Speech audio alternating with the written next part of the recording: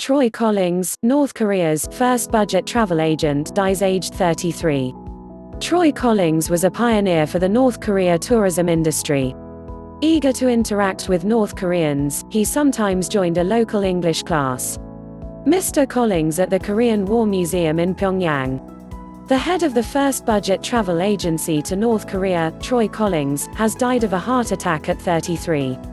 He was the co-founder and managing director of Young Pioneer Tours, an agency which focused on younger tourists who wanted to travel to the secretive communist country. Driven by the goal of making visiting North Korea affordable, the company had a big impact on tourism to the north. Mr. Collings, who was from New Zealand, died last week, the company said. Troy was instrumental in establishing Young Pioneer Tours as one of the leading travel companies for North Korea, the firm said in a statement. We here at YPT have lost a visionary and a true pioneer to the traveling industry. Those of us who have been fortunate enough to know or to be led on a tour by Troy have lost a dear friend. Mr. Collings at the Korean War Museum in Pyongyang. Mr. Collings co-founded the company with Gareth Johnson in 2008.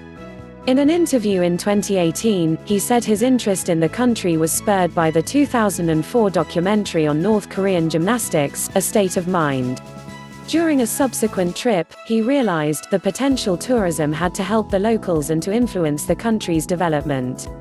More importantly, I made some real human connections with people I met that had a profound effect on me, he said. I decided during that trip that this is what I wanted to dedicate my life to. Together with Mr. Johnson, to whom he credited the idea, he began building a travel business to take groups to North Korea, at around half the cost of what other tour organizers were asking. The hurdles were less than most people would expect, but that was mostly due to good relations, with good partners we had formed in Pyongyang over our visits, he said. The agency's packages range from visiting the capital, to the Pyongyang Marathon, to tours through the countryside. If it were not for the budget pricing model which YPT pioneered, then many young people would never have had the chance to visit the DPRK, Chad O'Carroll, managing director of North Korea specialist website NK News told the BBC. These are tours which in some cases, such as my own, played a major role in catalyzing a long-term interest in focusing on the country. All trips to North Korea receive close scrutiny from the North. Groups are accompanied by a North Korean guide and it's not possible to choose your own itinerary. Today, the company also offers other tours off the beaten track, including Chernobyl in Belarus or East Timor in Asia. In 2018, Mr. Collings said he'd learned a lot, but the biggest lessons have probably been to examine my own biases and view everything with a critical eye. People talk all the time about North Korean propaganda, but it's naive to think we aren't inundated with our own. Things aren't black and white and agendas are everywhere.